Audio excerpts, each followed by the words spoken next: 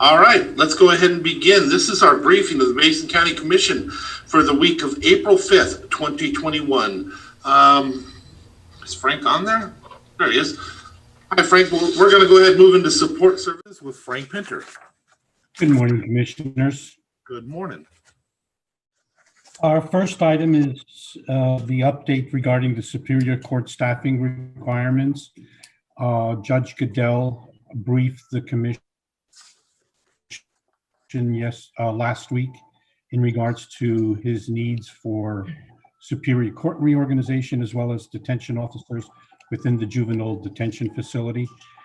He and I are still working through a couple of questions and items in that, and we will be bringing that forward next week instead of today. The next item we have is the 2021 Cdbg Public Services Grant. Cdbg has opened up its public services grant application process, and we are asking permission to put a public hearing for Monday, April 26th. I'm sorry, the public hearing for May 18th with publications on April 26th and May 6th for the public services grant application process to the Department of Commerce through the Cdbg programs. The Commission, are you all fine with that? Well, it doesn't look like we have a meeting on the 18th.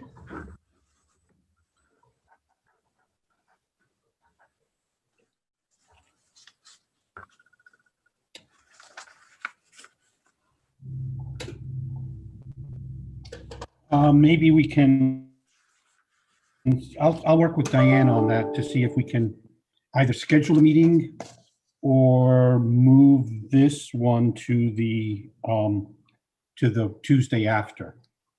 To the 20th. Are we comfortable as a commission just go ahead and putting this on at the next regular meeting to set for the hearing? Let's see, well, you have to have so many weeks for advertising, correct? Yes, so whatever the date will be, a couple weeks after that. They'll bring that to us.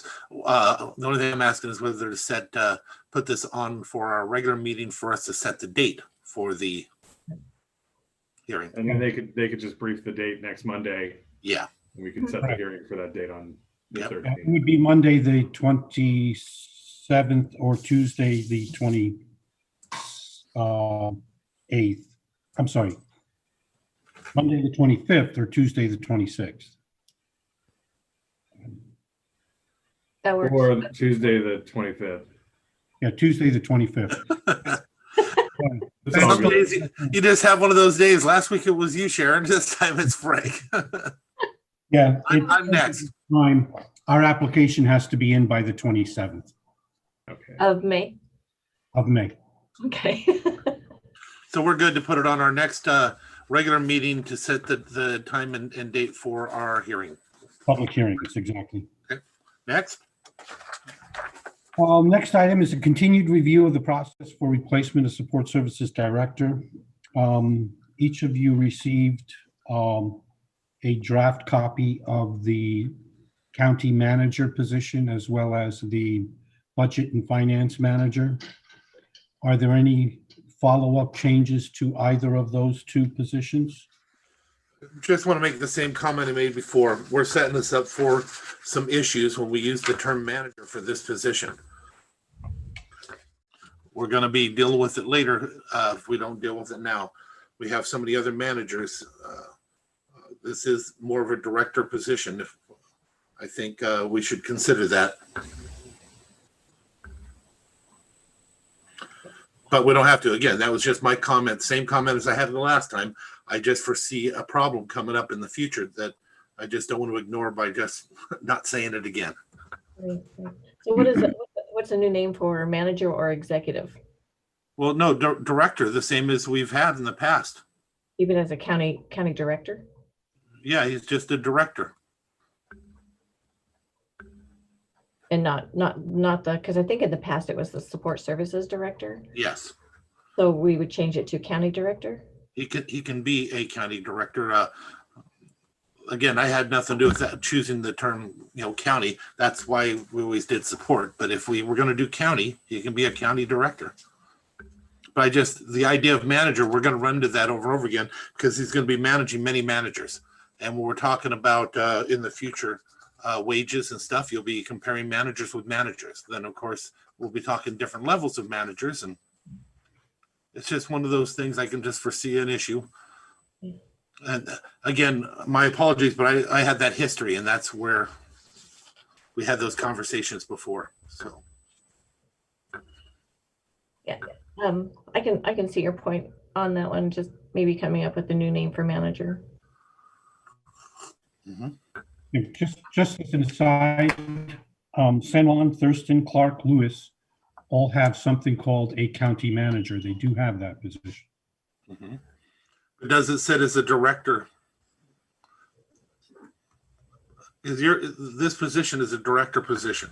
We have directors established in our framework. We have managers established in our framework. Is this a manager or is this a director? This person will be given the authority to hire, fire, and stuff like that within their positions. That's a director compared to a manager who is managing somebody else's direction. You don't think that there's in, I'll just say, county government parlance, a distinction between a county manager and a parks manager? I mean, there isn't some assumption there that though it's titled county manager, that it is higher on the org chart and has a different set of responsibilities? Yes. I mean, doesn't the job description at some level, I mean, dictate that versus whatever the perception of the title is? Yes, I would agree that it does. But again, we're talking about a position where they're hiring, firing, and stuff like that.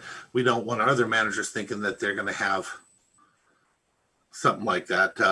There's just a difference between them. Again, it's not that I can't live with it. I can definitely live with it. I'm just telling you, we're going to run into problems later with it because by doing it, that's all.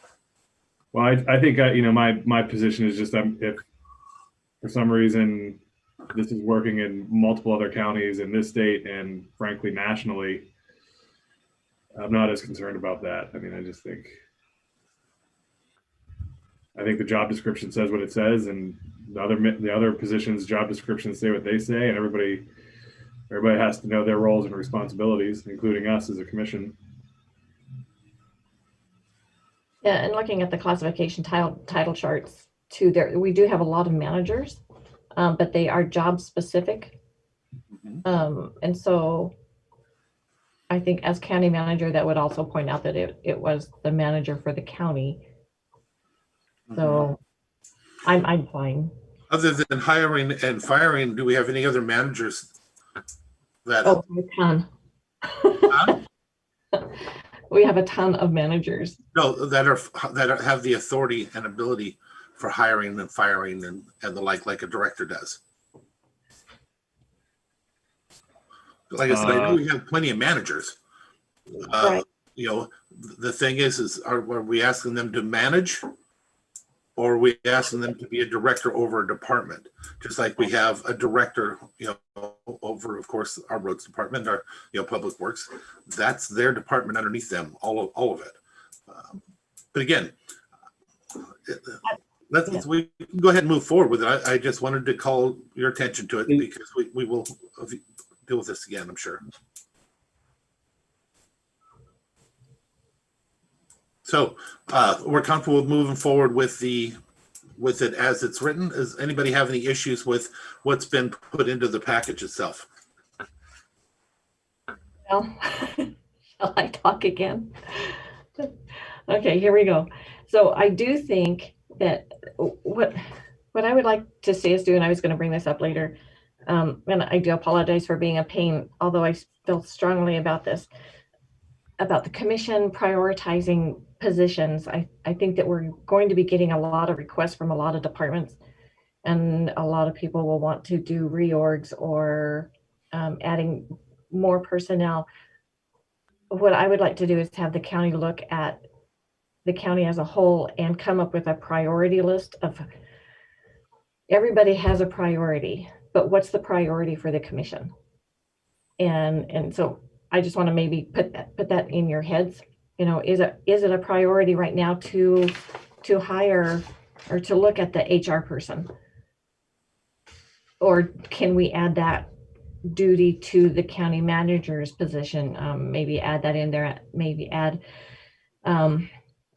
this position should be an advisor to the Board of County Commissioners to include employment positions and priorities. I just feel like we're getting a lot of requests, and it is a priority to their departments or to the division. But where does it fit in the budget, and how much can we manage? I feel like we're being rushed in a lot of decisions here lately. And so if we came up with a priority list, I think that would help us make decisions, positive decisions for the county as we move forward. So I have one comment and one question maybe on that. So first off, the comment regarding human resources and the county manager and just my opinion on that. I think the reason that we were heading in this direction was because there was an inequity that we discussed between the support services director and the other two directors in public works and community development, in that HR always has flown through the support services director. And so even though they're equal in one sense, the support services director has always had an additional level of authority and responsibility in making those HR decisions. And the reason that we wanted to address that was to create more balance between those three positions, so that the two didn't feel like they had to always work through the support services director to do anything in their department, and so that there was a little bit more independence on the human resources side. If the commission is changing its opinion on that, let's have that conversation, and I'd be interested in hearing the reasons for and against that. That's my comment. My question, I guess, Commissioner Trask, is what are your priorities then? I want to understand a little bit better about what you think the priorities ought to be. Typically the commission has been pretty open in the past couple of years to entertaining reorg requests from departments when they see opportunities to improve efficiency or any number of things. Some have been for cost savings, some have been definitely a bigger investment. I think about the DCD reorg and building and permitting and planning that we went through here last year. And of course, the one that we're currently talking about in support services as well as Frank transitions out. And so obviously all for a conversation about priorities. I think that's reasonable. Do you have any priorities that you want to share with us so that we could be thinking about those? Well, I guess I have a lot of concerns coming down from the state as to how much, what are our financial obligations going to be from this new session that's coming out, that we've got the Blake decision. So I guess what I'm doing is I'm a little concerned about our finances going forward as far as the costs. And I do think that since the county manager or that position is going to be not at the same level as the two directors, we could add HR to that position and not have to increase our budget for a HR position, if that makes sense. So just adding more to the duties as the title changes. I guess it's not really adding more to the current duties, but it's just adding more to the job description that's before us. As far as priorities go, I think it's great to reorg when that option arises or when you have the opportunity to. And so in the reorgs also, so you have another person retiring over in Superior Court, so they could use that same philosophy in theirs as to why they're doing a reorg is also. So I think we just need to take a look at why the reorgs are happening. Are they critical? And then have more than just 24 hours to review it when it does come before us. Did I answer the question, or? If I may just Frank, supplement to that. Frank, you were skipping out for a second. Before you do anything, Frank, I'm curious. I want to see if Kevin's question was answered. I don't think. I mean, absolutely. I think it's probably answered as much as it could be answered right now. I mean, it sounds like. I mean, this is due at least in part to the Superior Court conversation that we will be revisiting. You know, I don't have much beyond that, I guess. Okay, Frank, go ahead. Yeah, you're stuck. I was just going to supplement that by saying, can you hear me now? Yeah, you're going in and out. You may have to turn off your picture. Okay, is that any better? Yes. Can you hear me now? Okay. So I just wanted to supplement it by supplementing that comment by saying, one of the things that I've recognized and has been brought to our attention is the potential for compression between some of the union positions and the non-represented positions. One area specifically is in the sheriff's office. We're getting into negotiations with them for a new deputy contract. And we're recognizing, and in my analysis of the countywide non-represented review, we're recognizing the fact that there may be some compression that's building between some of the union positions and the managerial positions that are non-represented. So that's a consideration that the board will need to look at, and I'll bring that forward when I complete my analysis of where those are. But some of those positions are critical to the county and will be impacted by compression from beneath in their salary structure. So on this other, I'd like to comment on it as well. First, I caught something that Commissioner Trask said, and I need to get a verification from both of you. You made a comment that this manager position, county manager, is not the same or equal to the other directors. Have we changed its by changing to manager? Have we changed it? If we have, then I don't have an issue with calling it a manager. Or did I misunderstand what you said, Commissioner Trask? No, I do believe that the job has changed as far as responsibilities and duties. And also the requirements, I think, also changed in looking at comparing the previous description and this description. There are times when I feel that the commission is making decisions that are everyday decisions that could be made by a manager, and that way we could have more time to concentrate on the higher level. So things coming out of the legislature, from the feds, from things that are directly affecting the county in a bigger way. So I do feel like the position, the job description for the new Frank has changed. Okay, but do you think it is no longer at a director level? I guess is my question.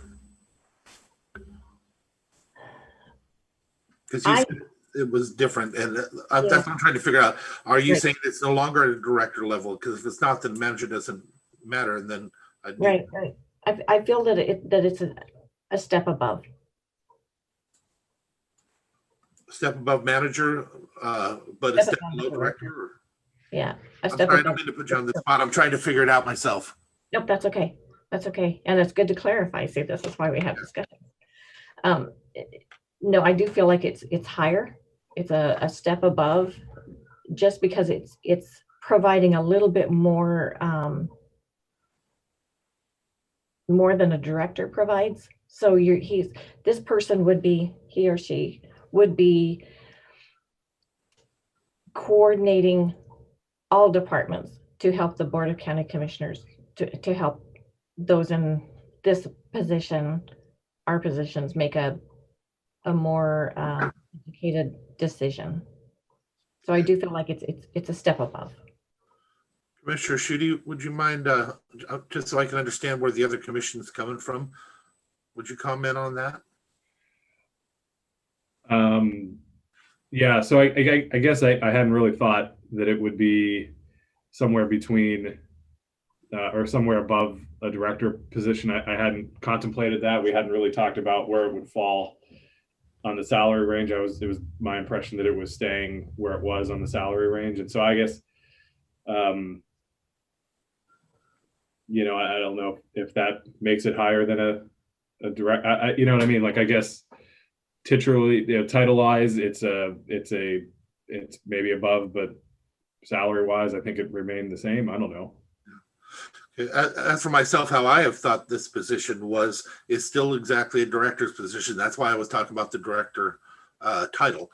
No more important than the others. If anything, we're looking at taking something off of the plate, because we have found as one of the top complaints of other directors and trying to work through the commission, that, as I think Commissioner Schutte put it, accidentally we created a director that came first among directors, because they had to run all their HR stuff through this person, and we were trying to avoid that in the future.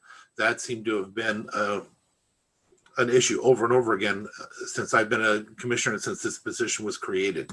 It wasn't Frank. It started way before Frank, where that argument had come in, and I think it was a mistake when we first did it. To have HR underneath them, but the person that took over the position was the HR director at the time. That's why that happened. With that being said, I'd like to talk a minute on the priorities and stuff. Commissioner, I agree. It's always good to look at priorities, but I think we do that every single week, and I think it's a continuous thing. There is no set time we look at priorities today, because it's constant and it constantly changes according to how the money comes in, and we change according to the need of the departments and our ability to pay on a regular basis. I hope we're always going to be open. When we have directors, we not only have directors, we have elected officials who are served in that form as a director, so they bring us stuff to make their departments better all the time, and reorgs aren't done, you know, on a set basis. Let's look at reorg and put it together today. I wouldn't mind us doing that on a yearly basis. If you guys want to bring in your reorg, bring it in. But at the same time, we always need to be open to the changes that are happening. This position, the change is coming about because something's happening today. We have a person that is retiring, and with that, we have decided to relook at this position and make adjustments with it. I think we're moving in the right direction. I would like to see it absolutely be a regular director position, stay a director position. I do think that HR, though, should not be underneath this position. It has been broken since it started. I think the only way to fix it is to have HR be separated from this position that we're creating. And that's something that kind of has to be done now when you're creating the position. It's a lot harder to come in and do something you know is broken again, and then say we'll relook at it later, because this is something that I've had issue with for many years. Any comments on what I just said? Honestly, I'm fine with leaving it at a 46, because that does save us money, obviously. And so, and I feel like this is an ongoing conversation that we may want to, next time we have a briefing, add more time to discuss this, because we go over our time limit all the time on this one. So if we could add maybe more time. Well, I think I would say to that, I mean, I don't know, we need to make a decision on this. This is pretty critical, because like the clock is ticking, right? And so, you know, we've been working on this now for several weeks, you know, since February at least. you know, like, do we want it to look different, or do we want it to look the same? And you know, I don't. I mean, we've come this far, and you know, if I just don't understand. I just don't understand where we want to head now. All this because Superior Court brought forward a request that maybe we didn't like a whole lot, and now we're trying to kind of change gears on fixing what I thought to be a pretty large inequity between our directors, and find a better way to handle HR issues. But Well, I don't think you're off, Commissioner, because I'm still there. I'm not. Please don't take my statements to think that I've changed where I believe we're doing the right thing. I think we have to do what we're doing here. But I do need to ask this, Commissioner Trask, of you. When it comes to asking for time, you guys know how I feel about that. And so I got to ask you a specific question when it comes to it. I agree. I think we've spent a lot of time on this. But if you need one more week to be able to make a better, more educated decision, I'm not going to change my policy of supporting that. If you just are a no, then that's okay too. There's nothing wrong with that. You know, look at me, I do it all the time. I have no issue with that, but then that shouldn't require taking another week to do it and to move forward. I myself believe that HR has to come out from underneath this director position. Again, I still think it's a director position. I think we've already, you know, we're establishing as a director, just like we do our other directors. So I think the main question we have before us is do we take out HR? And we haven't decided how to structure that. So do we take out HR or also do you need a week to make that determination? No, let's move forward. And I wouldn't put all the blame on Superior Court. This has been in my brain for quite a while. Frank and I have been talking about the classification list for probably a year now, I would say, and how I've been frustrated with it. So for me, this is not, you know, a quick, no, let's move forward. Okay, so we'll go ahead and move forward with it as it sits right now. Sure. Okay, Commissioner Schutte, did you have anything you wanted to change, or are you comfortable moving forward as it sits right now? I am.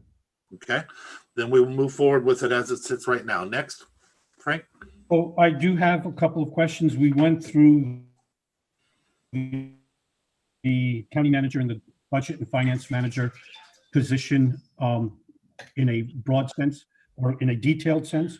There are two questions I have on the human resources administrator. Is this a bachelor's degree with a master's degree preference? Is it a master's degree?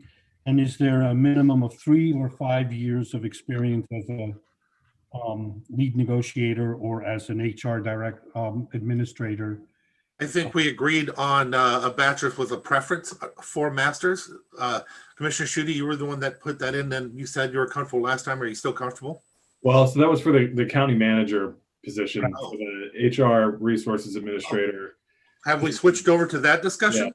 Yeah. Yes. Yeah. Oh, my apologies. Yeah. I That's don't all know. good. So, but I just for clarity, I do think that it should be bachelor's degree. You know, and if somebody has a master's degree in it, that's great.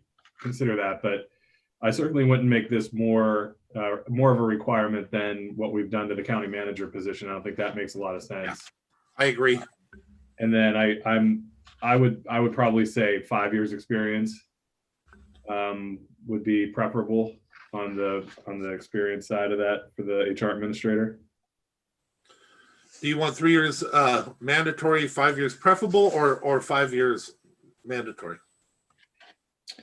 I mean, I would probably say 5 years, but I mean, I'm open to conversation on that. I don't know what would be the market. Yeah, I have no idea on that one. On that, I mean, like what are we seeing as a experience preference for these positions in the market?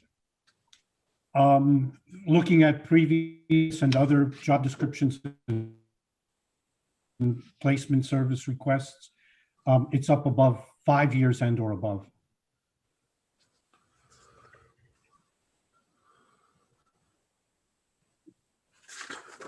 Commissioner Trash, do you have any opinions on this?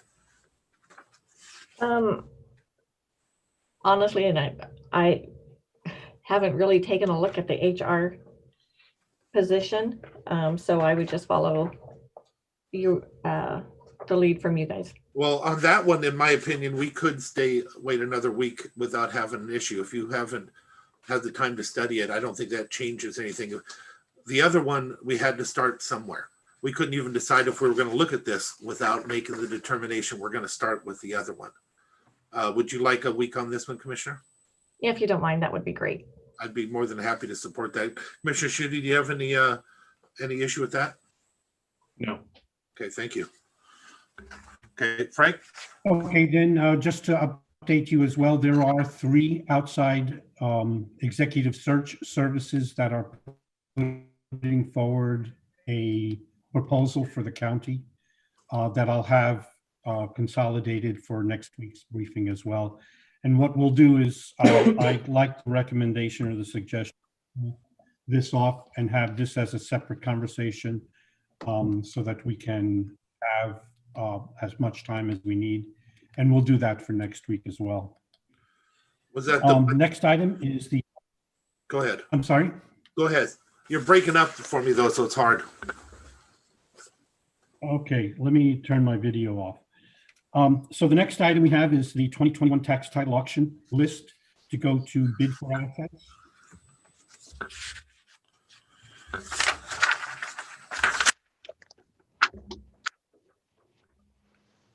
Did we lose Frank? I was gonna say, Frank, if you're still talking, we don't hear you. Can you hear me now? Yes.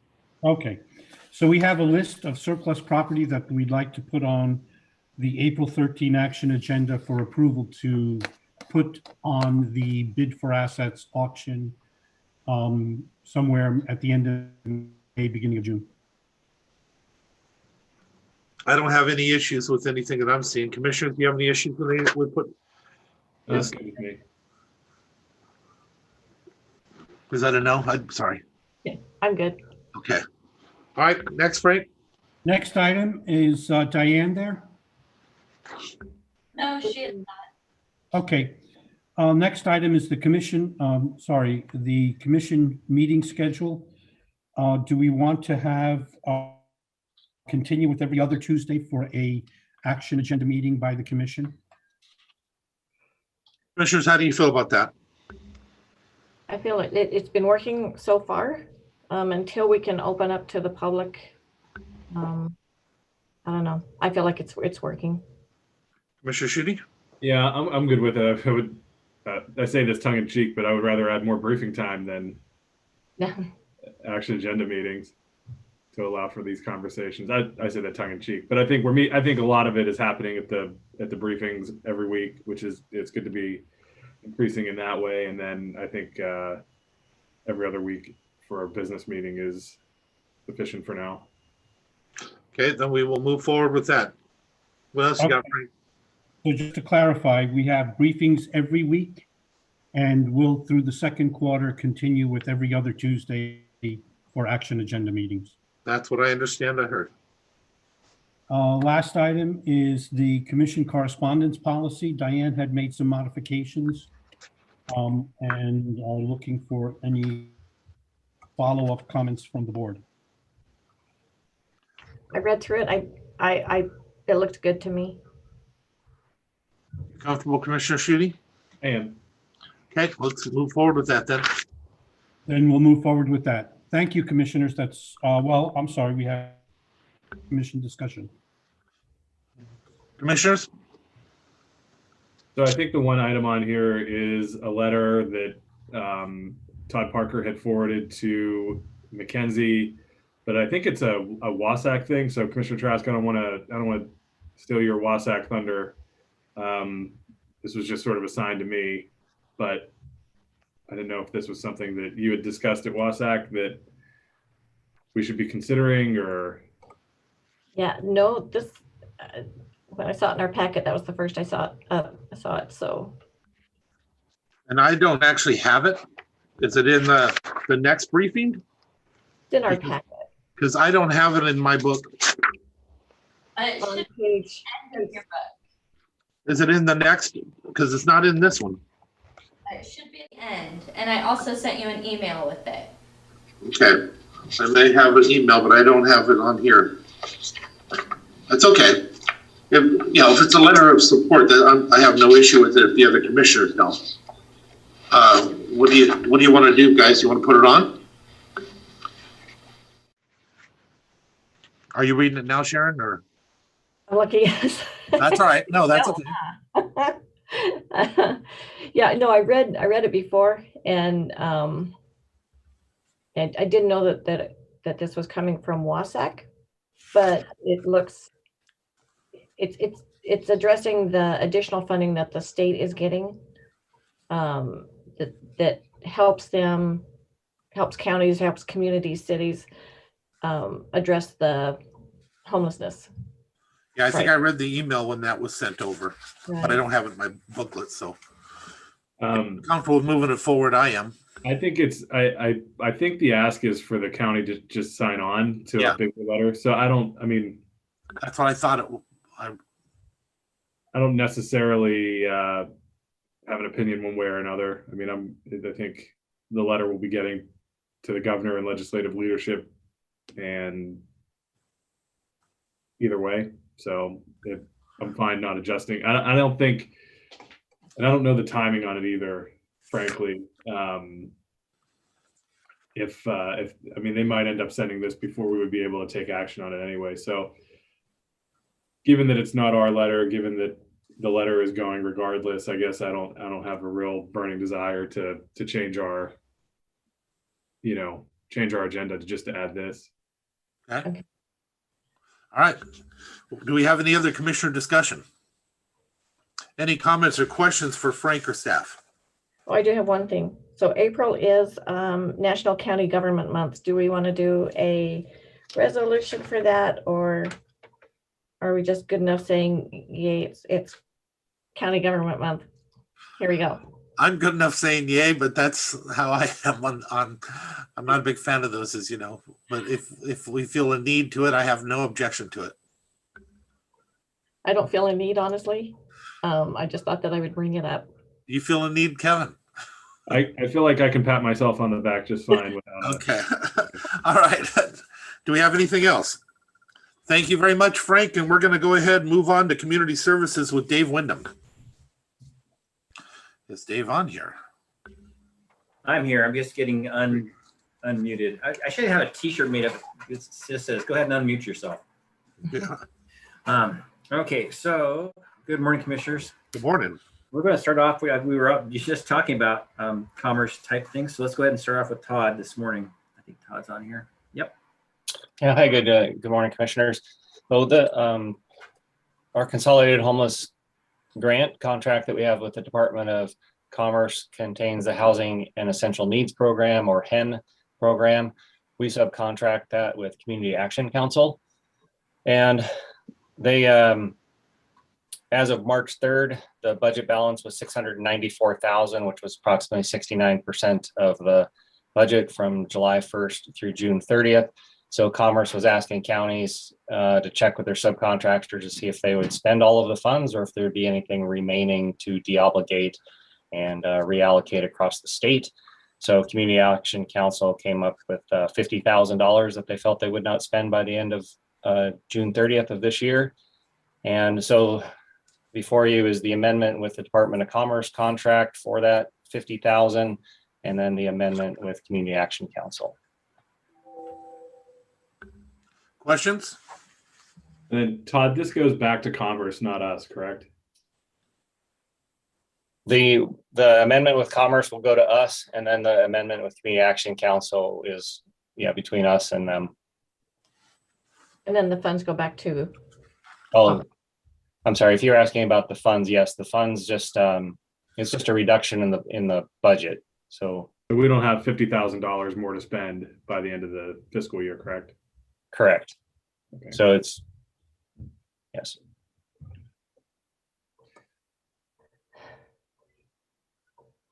I think it's unfortunate that they haven't reached out as much, or would have been nice to have that in to help with the housing and essential needs, but if they don't have time to spend it, they don't have time to spend it. So I'm good with it going back.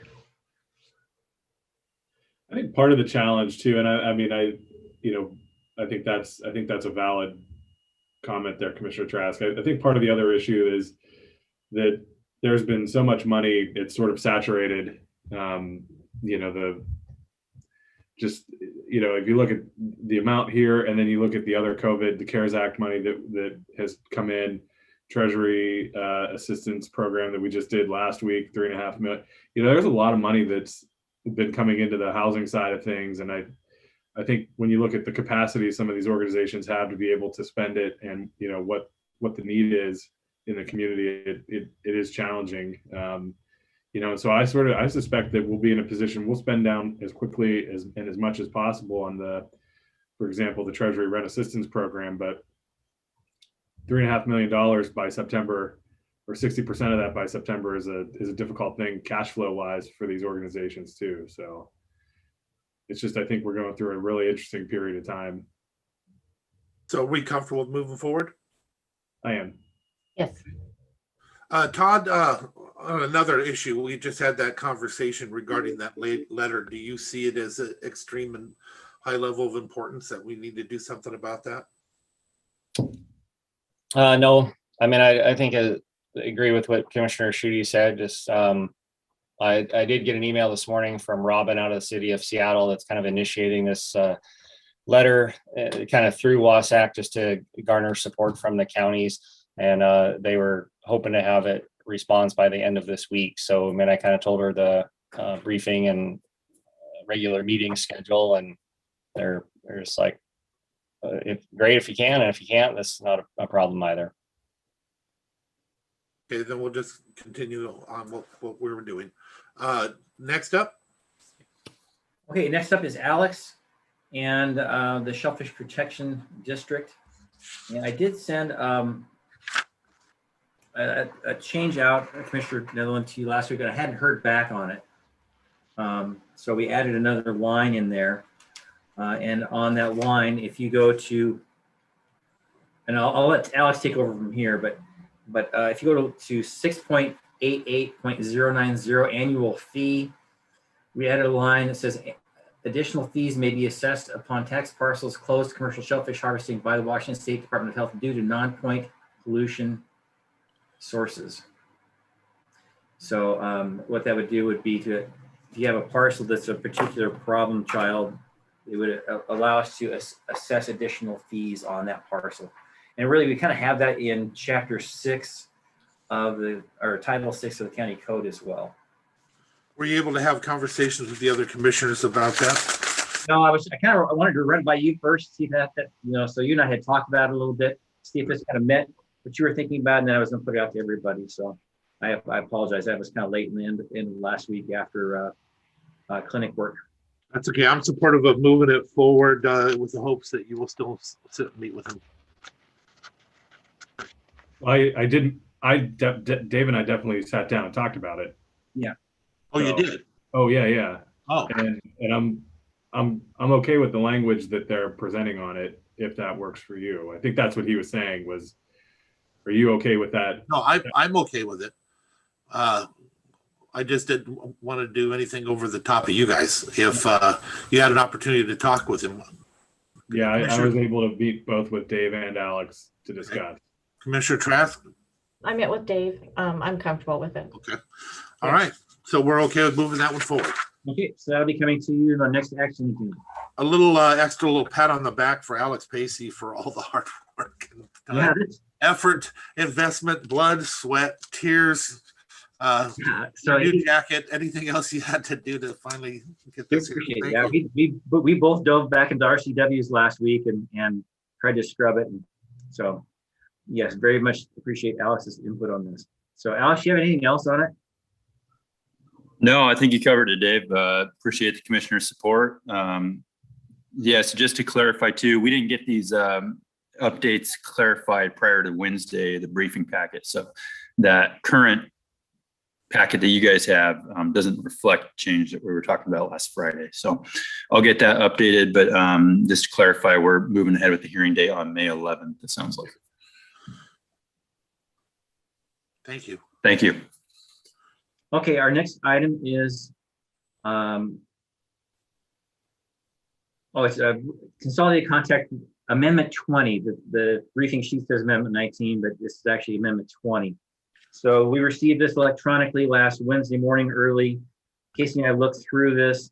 DOH is now asking us to sign these electronically and get them back right away, not realizing that there is a council, procedures that we go through to get these done. So I just got an email this morning saying, hey, aren't you gonna get that back to us? Well, we have this will go on next week's action agenda, and then we can sign it and get it to them. So I don't see any huge rush. This is not going to really affect us financially between now and then. So I did want to, as you look through this packet, you'll see there is task number 4. And task number 4 is pretty large. It talks about setting up incident management teams from the state to access additional funding. We've had this discussion in the past through area command and then around the edges with the other counties. So just an update, as of Friday, Jefferson, Clallam, and Kitsap decided to move ahead with IMT oversight of the finance piece of this work, which actually ends on April 20th. And in my discussions with commissions, we decided not to go ahead. It's in our contract. We do not have to do it just because it's in here. This is a voluntary thing for us to do to access those funds. What it would have, if we do this, then we would have to do subcontracts and try to get it all done by April 20th. And it's just not a feasible thing.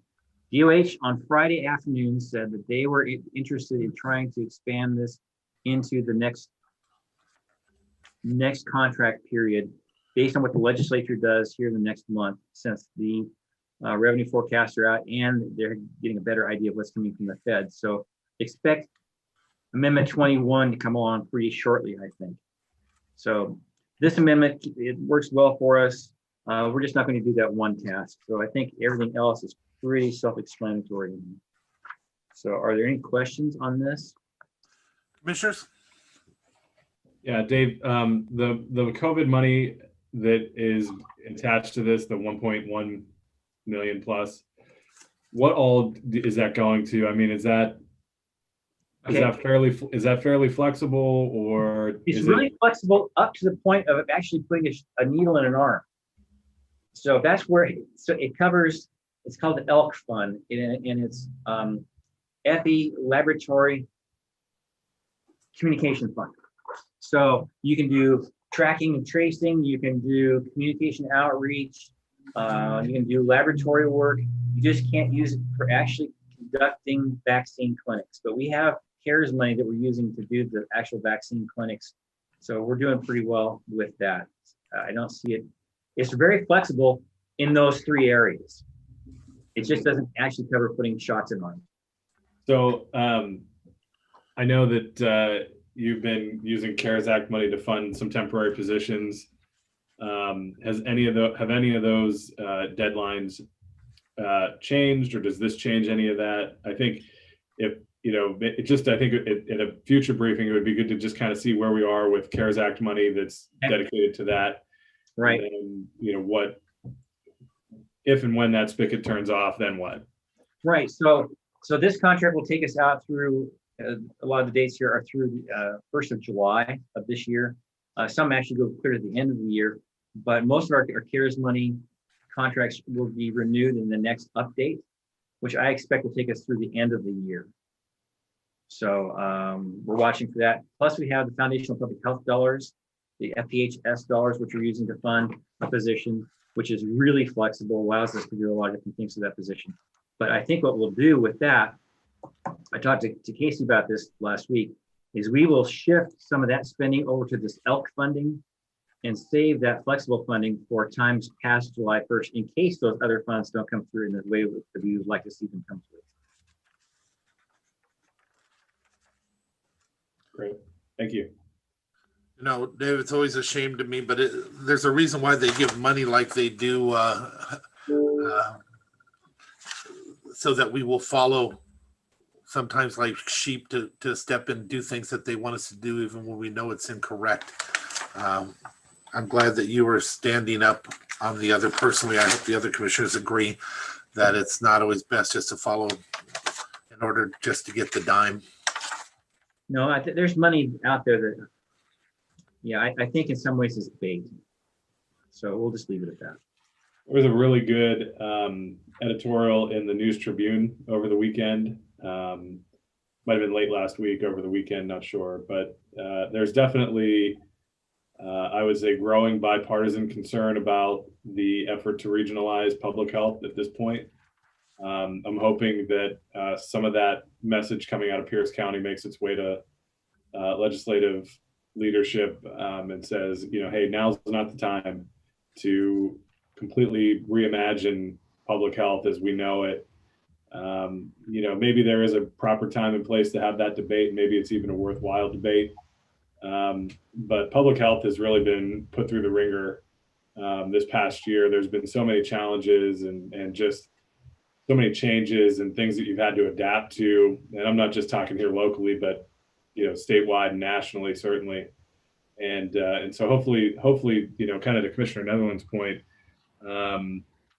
you know, hopefully we let our public health folks get through this pandemic, tie it up, and then maybe revisit that conversation. But it seems like right now is a really inappropriate time to start restructuring how we do local public health. Yeah, and that's what we've asked through Wasalpo and Wasac is, let's get through the pandemic. The pandemic will end. Let's do an AAR, be very thorough about it, and then see if we need to adapt after that. So that's our request going forward. Just so people know, the AAR is an after action review. Oh, after action review. We're not in the military, Dave.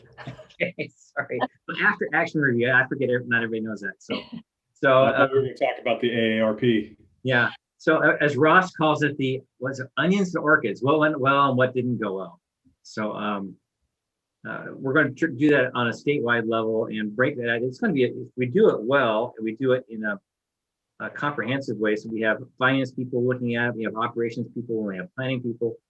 We'll actually have something, a product of value, I think, rather than trying to do it right in the middle of the crisis. And I think it's unfortunate that this is being looked at because of one situation. Yes. Whereas all the other counties are doing well, but one did not. So. Yep. Yeah, I tend to think there's even more to it than that. But hey, I'm not paranoid. They really are out to get me. So. All right. What else do we have? Okay, so just to let everybody know, keep everybody in the loop. We met last week as Mason Matters. As you know, we have been kind of on a stand down from Mason Matters for a year since COVID hit, because all of us in the medical community, public health community have been very busy, but we're standing that back up. We had our executive team meeting last week where I am the new temporary chair until we get a bigger board established. Lydia is the new secretary treasurer, and she intends to continue in that position after she retires next year as her contribution to public health. So, I mean, that's great to have somebody with grant experience who's willing to do that into the future for Mason Matters. Coordinated with the hospital district in North County. We're ready to expand that board and really get jumping on that in community forum again, because, you know, like I said, the pandemic will end, but we need to be able and ready to start putting things into place to make or to enable our county to be a healthier population. So working on that was kind of exciting to get that done. We accomplished a ton of business in like 23 minutes. So it was a good meeting. It was just very boom, boom, boom. I got it done. Our 501c3 has been renewed, so that's good to go. We're dealing with the banking this week, so that'll be all taken care of. And then off we go into next month and probably start doing every other month meetings with Mason Matters.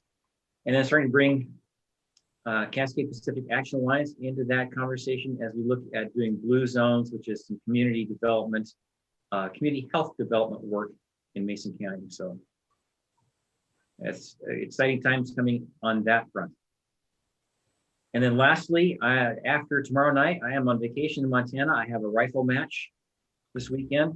So shooting my old flintlock, and I'll be over there doing that this weekend. All right. Well, good luck on the competition. Commissioners, do you have any questions for Dave or his staff? Yeah, just Dave, I see Kel's on here. Maybe it would be more appropriate to have Kel just give us an update on where things are with the Permanent Assistance Center and just kind of get us up to date on where things are. I know we talked a little bit about it last week and the week before that and the week before that, but just checking in. Now checking to see if I'm paying attention here. Multitasking behind the scenes. Yeah, we opened our doors are open as of this morning. So, you know, folks who have been coming to the county, we have been letting everyone in. We do still have appointments required for submittals, but now folks can just walk in. We're asking that kind of pay attention to the lobby. We're allowing 2 parties into the permit center, no more than 3 people per party. So just kind of be aware of the spacing, please wear a mask. And then of course we have a little bit of a covered porch outside as well if it gets crowded. Pretty quiet this morning, so we're assuming it's going to take a little while to get the word out that we're here available. We will have a building person or someone from building and someone from planning available throughout the day to help answer questions. And we are working on our rather significant stack of folks wanting to get submittal appointments. So we're put a couple extra people on that to help get them scheduled as quickly as possible. I'm also working with IT this week to look for an IT solution to scheduling. So that's it for now, unless you have some specific questions. I don't have a, oh, sorry. Go ahead. Sorry. Were you able to change the website and the email that was sent out to people letting them know that about the current changes? We have ask that again. Did we change our website? Right, as far as the appointments and, you know, is it really taking 2 to 3 weeks to get an appointment? That's why we've put some extra staff on it to help to try to get all that. We had 100, as of last week, we had 145 people in that queue. So that even just to call those people and get them on the list is taking time. So we've, a couple staff are working on that, and we've got Mariah covering our phones to help get all those people scheduled. And then, you know, hopefully we'll get to a point to where then as people want the appointments that we could get them more quickly on, or, you know, more immediately on a schedule. That's what I'm having, working with IT to assist us in that part. Hopefully some of these you'll be able to take care of and not have to have them come in. If you're going to contact them by phone, maybe you find a way to expedite and get done what you can over the phone and on the computer quickly. That's a huge number that you just dropped right there of 100. Yeah. Yes. Yeah. Yep. And we've been updating our permit packets online. So, you know, rather than here's a building permit packet with everything you could possibly need, but maybe you don't need all of that for a dock or a deck. We're trying to make individualized permit packets to just be more user-friendly that way. So people can continue to check our website and see the updates. That would absolutely make sense. I can't even see a large portion of our public being able to wade through all the things to decide which ones they need. I don't know how. Yeah, there's a lot of paperwork. So yeah, so we've been working on that and making good progress there. Commissioner Schutte, did that answer what you were looking for?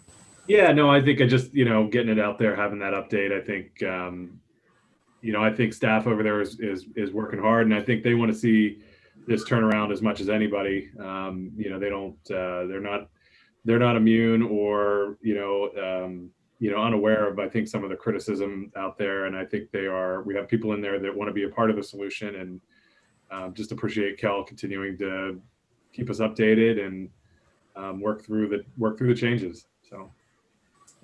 Commissioner, on those lines, we have our first meeting, I think today. Let me look this up real quick. Yeah, today with the state auditor's office, start talking about a lean process look at permitting and planning. Excellent. Yes, and thank you, Frank, for setting that up. Once we get there in the implementation, let's hope it opens the doors. It did wonders for Kitsap. All right, anything else for Dave and the staff? I think the last thing I have, Commissioner, is, as you know, I've been working on this document, Community Services 2021, talking about our mission and then positions and trying to align our positions and our funding with our mission. I hope to have that done into McKenzie by Wednesday morning, or before I leave tomorrow night. So you'll have a week to look at it before I come back, and we can talk about it next Monday. Thank you. Anything else, commissioners? Thank you very much, Dave and staff. Have a great day and good luck in your tournament. Hey, thanks. All right. Next up is Public Works, Loretta Swanson. Morning, Commissioners. Good morning. Just a real quick follow-up to your conversation this morning about permits and our turnaround time. We'll have a discussion item a little bit later in the agenda requesting to hire a new engineer. And part of that is to help do our part on turnaround on development review activities as well. And I want to thank Kel and her crew and in our collaboration and coordination in that regard. So with that, I'm going to turn it over to Mike to talk about the annual construction program. Morning, Commissioners. Morning. Today, we're going to request the board to set a hearing to amend the 2021 annual construction program and the 6-year TIP. A little background on this is that recently we've discovered a large hole in our Homer Adams culvert out by Deckerville that is in dire need of replacement. So we're going to accelerate that project, and then we've got funding from RCO for a couple other projects. So if I can, I know it's a lot of stuff here, but I'll go over this in general, and then we can ask for any specifics. Item 3, 4, and 5 are the gravel road conversions for this year. And what we've done is, since we put this in the budget for re-graveling and chip sealing these roads, converting them over, we've just made discussion with the CRAB board, and they've determined that we only have to actually report as county forces construction just the resurfacing of the gravel road. So we can we've requested here to reduce the actual numbers that we actually report. So so that will help. It's going to help in the long run try to balance our annual budget here a little bit. So those are the first 3 items, and then item number 10 is Uncle John's upper culvert. Here in March, we've discovered from RCO that they've accelerated the funding on this project. And so we're requesting to upgrade the listing on the annual construction program and actually contract this job out to get it completed in 2021. Item number 12 is Dayton Crick Culvert.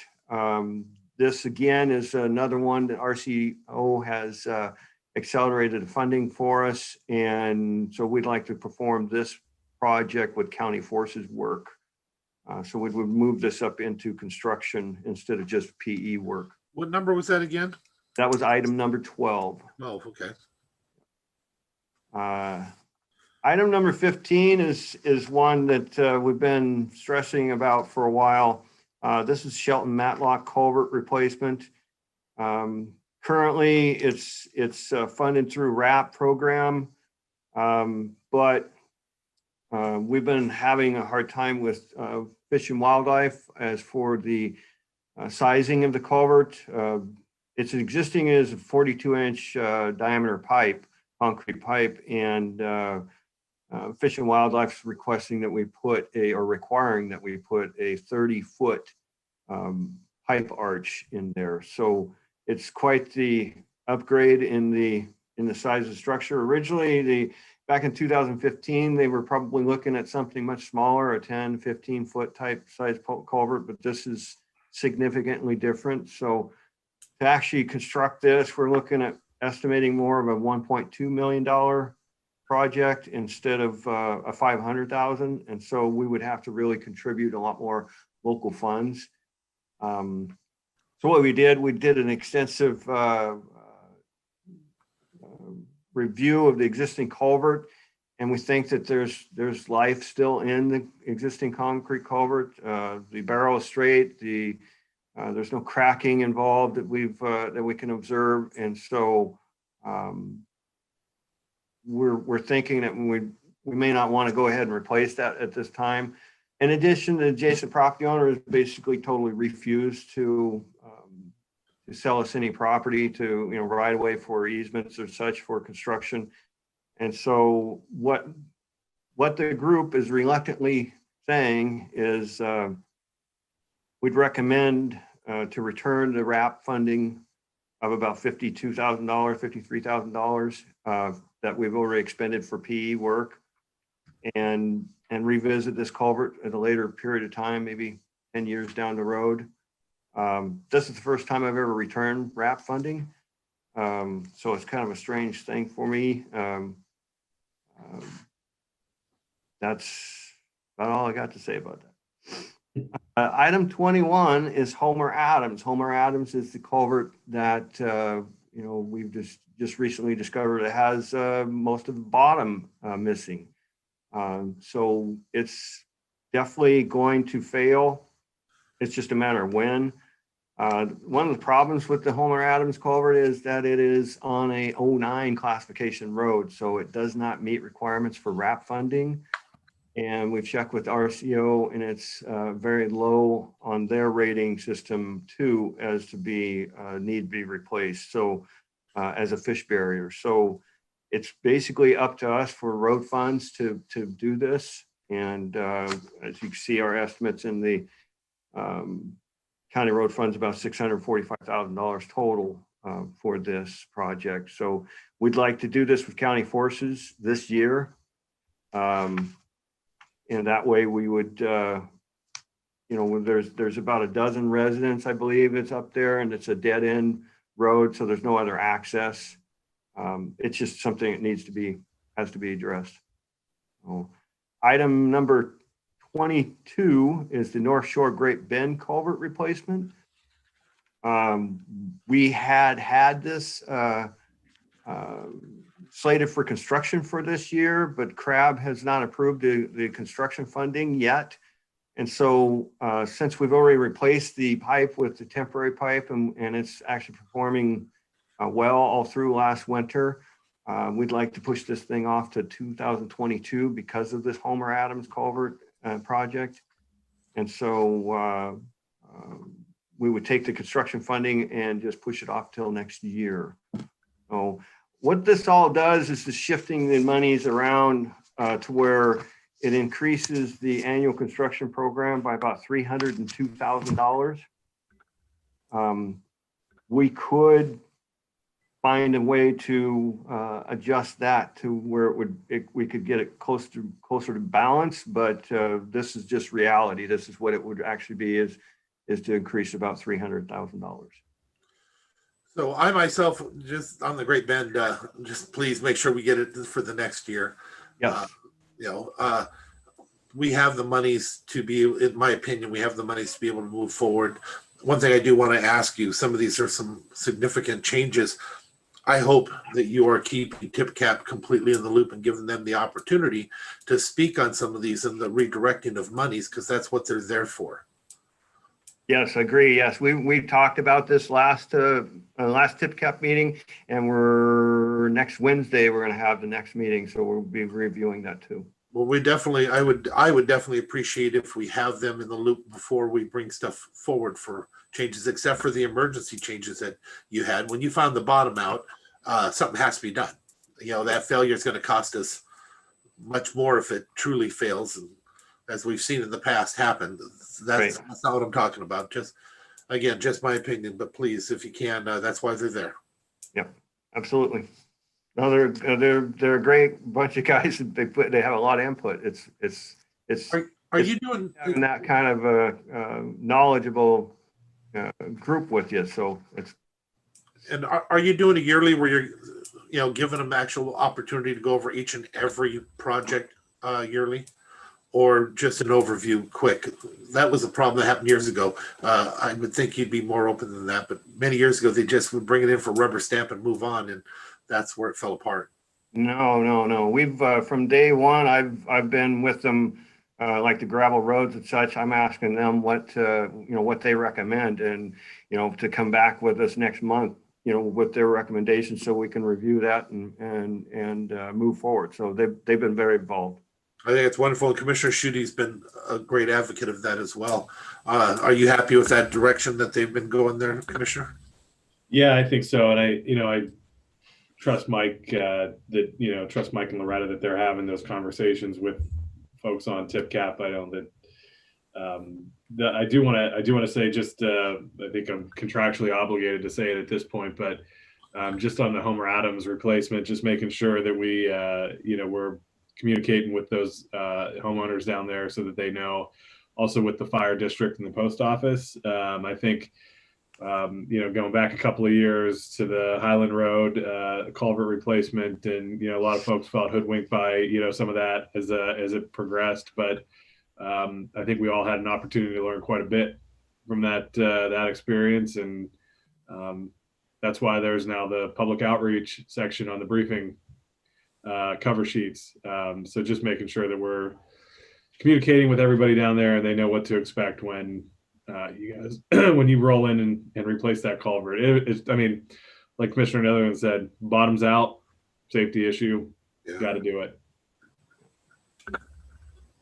Just real quick question. How big have fish grown? We have a 42-inch culvert, now we're doing a 30-foot. Man. Wait till you should have seen what they did in Effendall Pass, which was amazing at the time when they did it, and was pushing for a full blown out bridge. When the problem is, the closer you got down, we still had a 3-foot culvert down further down the stream. That made no sense at all. No. I feel for you. You feel for me then. Okay. Good luck. It's one-sided negotiations in a lot of cases. So I heard it was so that it allows for the orca to come upstream. Yeah. And get the while they're chasing the salmon. Yeah. Yeah. So it's pro orca. That's good. So what else you got for us? All right, Richard's got a RFP on biosolids removal. Good morning, commissioners. Good morning. We're going to have to invest in more than one computer for you guys someday. Yeah, we're kind of tight. No. Richard's there. He's got his computer fired up. I got my own computer. Richard, what you got? Well, I'm in the mood for RFPs. So wastewater treatment facilities owned and operated by the county, Belfair, North Bay, and Russellwood treatment facilities require the occasional removal and disposal of biosolids. Yep. Previously, we had this contract with AAA Septic, and we've renewed it a few times and just feel it's time to go and do another RFP. Okay. So we'd like to put that out, and budget impacts are really, until we get it, we don't know if there'll be any, but we do have money appropriately budgeted for each utility for this sort of service. Commissioners, are you comfortable with going back out? Yep. Same here. Great. All right. Commissioners. Thank you. Uh-huh. And now, Richard, before you go away, I still haven't received that letter, so we can get that issue and Alan taken care of. Oh, you bet. Thank you. Thank you. We'll do it. Sorry, Loretta. nope, no problem. And then we've got some hiring discussion items, commissioners. We'd like to go out and advertise for our seasonal flaggers. And the budget, the approved budget has 8 temporary flaggers. So we'd like your approval to get going on that. So we're I'm supportive, commissioners. Same. Yep, it's in the budget. I'm good. Okay. Great. And actually, it's not on here, but the other temporary we would like to go out for ad as well is we've got about 0.8 of an FTE advertised or budgeted for intern assistants. And we'd like to put somebody on the books this summer to help with our survey crew. So that's agreeable with commissioners. We would, Again, it's in the budget 0.8, right? Okay. yes, it is. I'm supportive. Commissioners? Yep. Okay. And then the last item, we also have budgeted either an engineering tech or E1. And we would like permission to go out to advertise for that position as well. And it's in the budget? It is, Commissioner, yes. Yeah, bring forward engineers. We need them still. I'm We good. do. We're Commissioner Shooty? confident we could put them to work for sure. Commissioner Shooty, you good? Yep. I'm good. All right. And then let's see. Oh, Mike will visit with you a little bit about Old Mill Road. Okay, recently there was a conversation about county tax parcel up on Old Mill Hill Road to the property owner wanted to purchase it back is what I recall. And then Discovery, we purchased that in 1996 to build a turnaround, Roads did. And so I believe I remember it being brought up last year and I told them that we would just go ahead and build the turnaround. We have not yet, but we are actually in conversation with the adjacent property owners about taking over the gravel portion of the road that goes up to this piece of property and actually build a turnaround. What the issue is one, when the public comes up, they're turning around in people's driveways, and you know that's a problem. But two is our snowplow operation is we have no place to get turned around. We've actually tore pieces of the vehicle off. And so I believe that's probably the original reason to purchase this property. So we're working on that. And then we're several others up Shar and Eagle Creek. We're building turnarounds in those locations too. So we're kind of focusing on that whenever we're working in those areas because it makes us much more efficient when we're running up through there and salting our roads or snow plowing or doing various other equipment stuff. So that's kind of what Public Works standpoint is on this particular parcel. I've been up there. I went up with the trucks. You have to have it. Yeah. We're putting our people at great risk because we don't have it.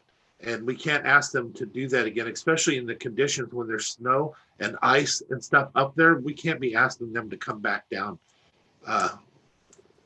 Personally, I don't see it as even a question, but as I said, I went through it and I was actually in the truck. That's a pretty gnarly thing to ask of them. And they do it though. Yeah. It's bad enough in the daylight. Yeah. Yeah. But at nighttime snowing, it's not. Yep. That's why they bought it, but but we'll push forward and get it constructed now.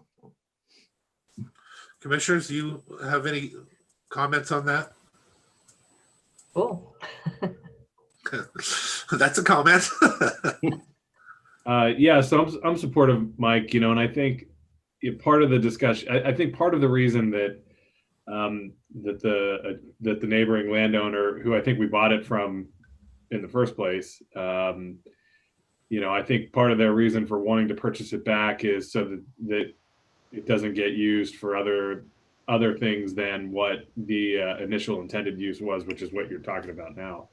And I think being able to, reevaluate it and rethink, things is really good. I think having those conversations with the property owners up there and like you said, I mean, if you don't want people turning around in your driveway, we want to be able to improve safety, not just for the people that use the roads as residents, but certainly our road crew that has to get up there and do work in difficult weather conditions and that kind of thing. It makes a lot of sense. So I think being able to hold on to it, to use it for its intended purposes. Hey, how's it going? Makes sense. So supportive. I don't know, Richard. I think I was just checking to see if you heard anything, I guess. Yeah, Richard, I'm pretty sure we're doing well. Yes, is how we're doing, right? Yeah. Richard Dickinson. We can hear you. Okay. Can you hear us? There goes Loretta. She's going to get him. So, do you have anything else? Just briefly before I went to bed, but Oh, never dull moment around here. Right. okay. Goodness. It's a Monday. It could be way worse. Oh, much worse. I don't want to hear much worse, though. Do you have anything else for us, Mike? Just to follow up on the Shelton Matlock culvert, that All right. I mean, it's still. turn that funds back to the crab board, It's almost my turn, so. be signed by the county commissioners. Oh, All right, yeah. I believe we have that down there at your location. There we go. This is all new for us. It's only been a year. Okay, so I took care of it before I went to bed last night, whatever it was. All right. Do you have anything else for us? Nope, that'll be it. Commissioners, do you have anything for them? Yeah, nothing. Anything that can top the last one? There's Loretta. Do you have anything else for us? Nope, I think that is it for today, commissioners. Thank you. All right. Thank you guys very much. right. Commissioners, do you want to take 5? Yeah, I can do that. We'll be on break for 5 minutes. We'll come back at 10:27, please.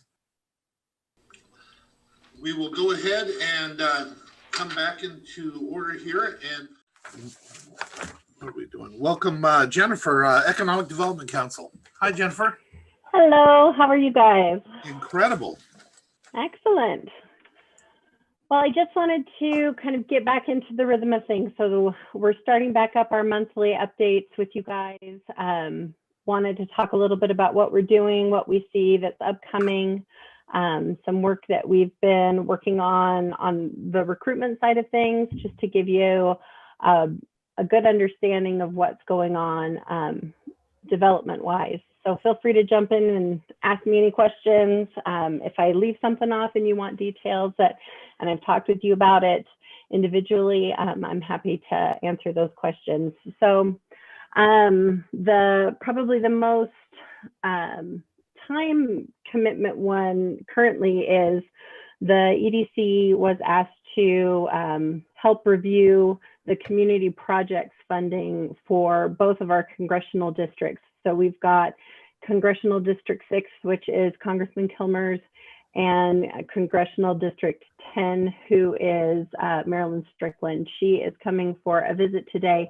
I am unfortunately out of town, so our board chair, Kristen Masteller, is representing the EDC. We do have some FaceTime with her, and we are talking projects that we currently see that could be very helpful for Mason County in her district. And we are talking about incentives like the opportunity zone that we would like to see continue as our developers are finally figuring out how to utilize that incentive in our rural areas. And it is becoming a top 5 question that we get asked from people that are looking at Mason County for development. So with Kilmer's office, we're looking at about 105 projects. Each district gets 10 projects, can recommend 10. So the narrowing down of these lists is really going to be important. So I know that they reached out to all public entities, and if you had projects that fell within the parameters, you guys submitted projects. So we'll be meeting together to talk about what those look like. We're at the start of that, but it is a fast turnaround. So those projects are getting reviewed in a week and getting decisions back to the representatives to hopefully be able to move those forward. We do also have a broadband discussion with Kilmer's office this afternoon. So that will be, he is re-engaging in his Broadband for All program we're going to be part of that. It is a Zoom meeting that will be this afternoon. A few things on retention. We are continuing to reach out to our businesses as the next round of fundings are coming available, to get a really good indication as to where those businesses are sitting. What we are hearing from Commerce is that a lot of the incoming funding that we are seeing is excluding home-based businesses.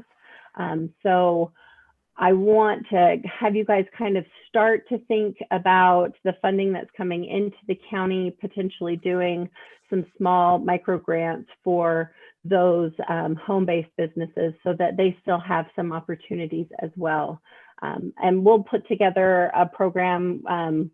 We've already started working through that one sheet that we would present to you guys, but I wanted to get it in the back of your mind so you can start thinking about and I know you guys already are, the allocation of those funds, a lot of different projects for those to go to. So right now we've got it roughly set in our head about 100,000 to go to those home-based businesses, but we'll put together parameters. I'll be talking with each of you individually. We just got the information from Commerce on this restriction at the end of last week. So we're trying to get in front of it before it sweeps behind us. Other than that, Working Washington 4 grant is open. It is being utilized. They have, since it's been open, they have had close to 9,000 grant applications for the state of Washington.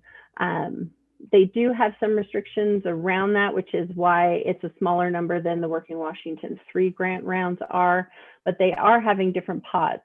There are transportation funds that are out there that some of those projects are able, or some of those businesses are able to be funded under that. Child care is coming out through DCYS has their own pot of money that they're putting together a grant program for. So childcare isn't included, even if it's a business base, it isn't included or accepted under these grants. So it's a bigger chunk of money, but they've got a lot more places to send other businesses. So they're going to be able to hopefully quickly decide who's set and who's ready to go. On the recruitment side, I wanted to kind of give you an idea. We've had 2 projects that we were unable to apply for. Both of those, specifically because we didn't have a building of that size, took us immediately out of the running. One of those was about around more airport specifics that were needed. We fit all of the parameters except for a few infrastructure issues that the port needed to have in order to be able to apply. That infrastructure was millions of dollars and not something that could be implemented they gave us a week turnaround time to be able to apply for that. So those have helped the conversation with the port in being able to move forward with building a building. They have had a meeting, their retreat talked about building a building, and it looks like they're going to be able to move forward with building. They've got a range, I believe it's 25,000 square feet up to 50,000 square feet. So they are pulling in what that would look like. They do have current businesses that could potentially move into that and open up some of the smaller buildings just to show the need. And I think with that, we'll kind of roll down the hill and show the need that we have for additional buildings, that they'd be able to really show the use for that. We do have 5 projects that are going forward.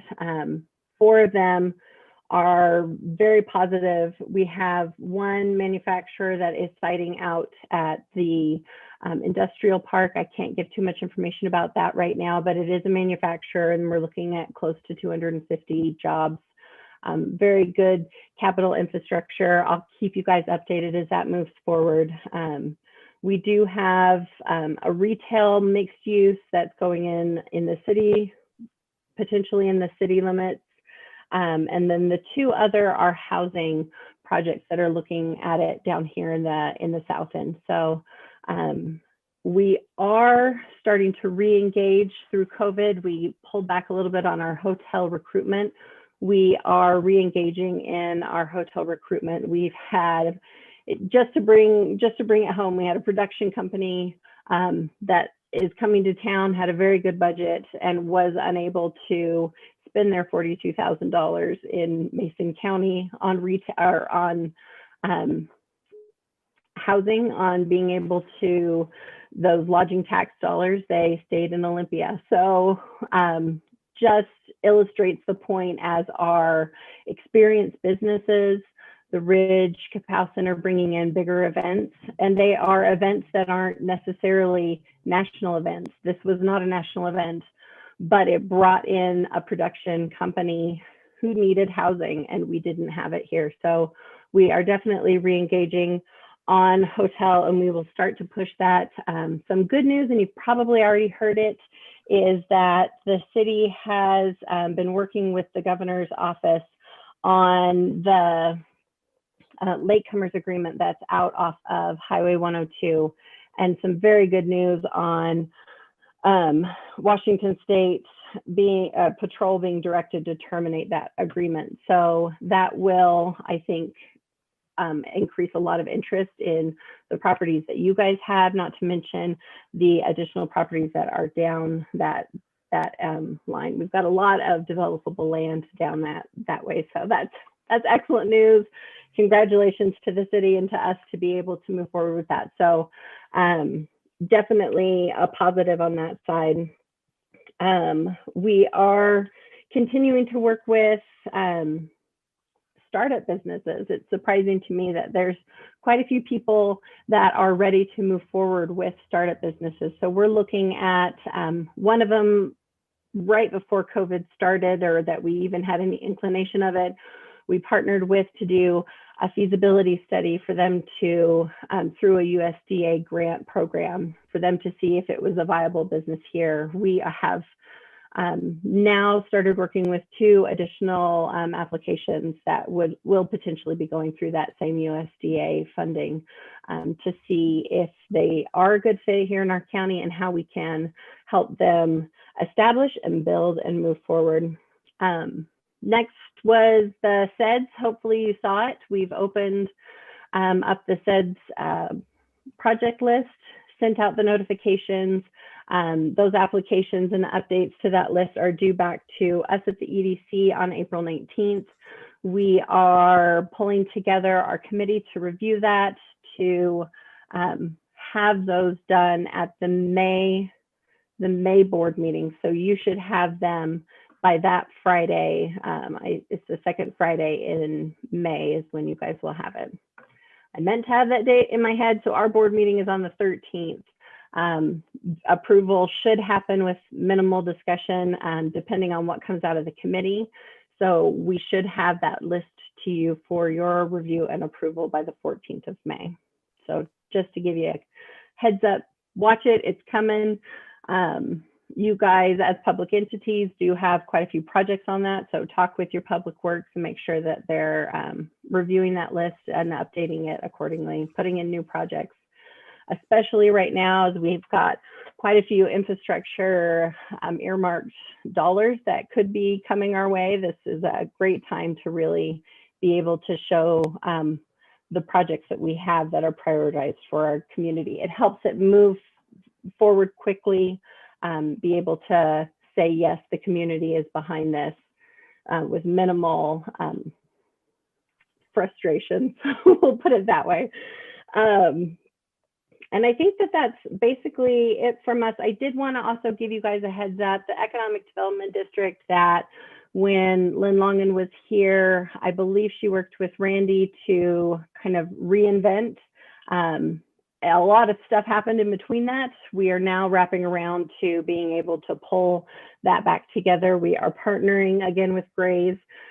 Pacific is still making the decision if they want to join us, and it looks like the discussion is around bringing in Thurston as a potential partner as well. And what does that look like? It didn't help us at all to not have one during COVID. There was funding that went to EDDs specifically that could have been used for community and county projects, but since we didn't have one, we had to go into a bigger pot for additional funding, and we were not funded through that bigger review process. So it's definitely something that we need to get a move on, and we're starting to move forward. So I'll coordinate with Randy as chair and start that conversation. The biggest one that the first step really is to talk management structure for that. And I think setting it up by specific or by a set number for each county as opposed to by population is probably the way to go. But I can have that conversation with Randy if you guys are comfortable with that.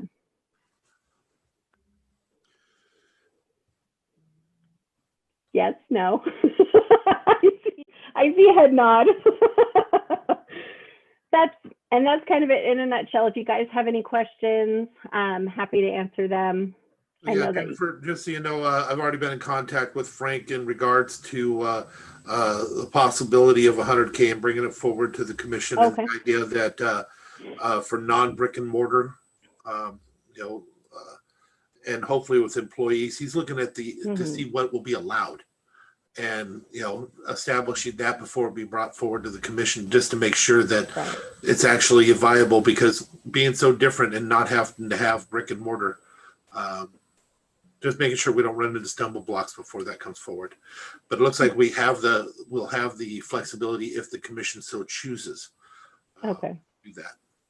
Well, and sorry, I'm trying to phrase it in my head right. Some of those home-based businesses are actually office-based in their homes. So the way that we have to verify that is probably a little bit more specific. When we did that with the Cdbg funding that we had, it was verification through the taxes that they had. They had to have declared a specific amount for their business, certain square footage, a certain percentage that goes to it. So it's not something that they just have done from their home lackadaisically. They've actually set it up as a business, and those are the ones that we're really looking specifically to target. And quite a few of them do have employees, at least 1 to 2 employees that help them fill their orders. Personally, I think the employee aspect is very important, that it should have at least one. But that, again, we're talking just one person's opinion. Commissioners, do you have any questions or comments? You're muted, Kevin. I can hear you talking next door, kind of. Just a word of thanks, Jennifer, to you and Karin and your shop over at the EDC. I appreciate you guys, just plugging away on all these things and keeping us posted. They are pretty incredible. Sharon? You guys have done a great job during all of this, and I know our businesses and their employees truly do appreciate everything that you guys have done. And I, for one, am very appreciative of what you've done for our community. Mason County is in the position that they are better because of you. Just a few years ago, it was EDC who? What is the EDC? Who are they? What do they do? What do they look like? They up north, especially, they don't have those questions anymore. They know who they are. And I know the same goes for down here. A lot of the businesses I've talked to, it's amazing what you guys have been able to accomplish in a short time when it was absolutely necessary. Well, we appreciate you guys. I say it all the time. It is not just Karin and I. You guys are out there representing the EDC as well, sending people to us, letting us know where we can be utilized the best. Our board members as well, they are extensions of us, and we wouldn't be able to do it without you guys. So thank you as well. Okay, anything further for Jennifer? Thank you very much for joining us. All right, I'm going to jump off. Thank you, guys. See you on the next one. Okay, so next up, Your Honor, are you still with us? I know we're running late. Next up would be Therapeutic Courts, Judge Cobb and Rene call. And I think Rene is with us as well from our Therapeutic Court. So good morning, and I think you've probably seen the the briefing materials pretty straightforward. AOC got a fairly large grant from federal juvenile justice, approached us. Actually, AOC came to us and asked if we would like to apply for a sub part of that. There, I know we probably told you before, but I'll just sing our praises a little bit. Our family reunification court is something that AOC and many other counties are looking at as a model they want to replicate, so that other particularly smaller rural courts don't have to reinvent the wheel. And this grant, 3 years for a staff person, we get the benefit of the staff person to help with FRC. AOC gets the benefit of having somebody that gets the experience that can hopefully do a little training in other places and get some good statistics to back up the program that we have. So anyway, I think that Mr. Whitehead looked over the agreements, pretty stock AOC juvenile justice agreement. So any questions? I'll just enter there. Commissioners, any questions? Well, just a quick comment. This is an awesome opportunity. I have said over and over and brag about Mason County all the time about our programs that we have and how they do show a success rate. And so, big thanks to the people that are working it and have a passion for it. Thank you, Commissioner. Commissioner Schutte? Yeah, I think the strides made in therapeutic courts over the past several years have been really promising. They're a good use of local tax dollars as well as grant dollars, and I think we do see a good return on it. And the programs have been largely successful, and that's due in part to the commitment the court has to not just being punitive, but finding ways to be restorative as well. So just a tip of the hat to Rene and Sam and Commissioner Sauerlander and of course, our Superior Court judges that are committed to this. It's great. And I'll ditto that. And I'm definitely in favor of moving forward. Commissioners, are you? Yes. Okay. All right, Monty, what do you think? Need anything else from us, or is that good to go? I think we're good to go. All right. You have an awesome day, Your Honor.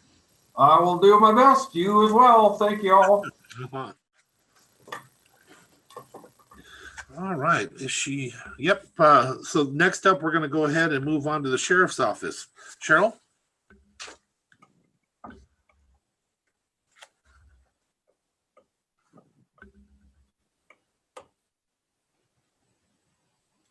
I see things are moving around. Sheryl, are you available? Yes, my Hi. apologies. Welcome.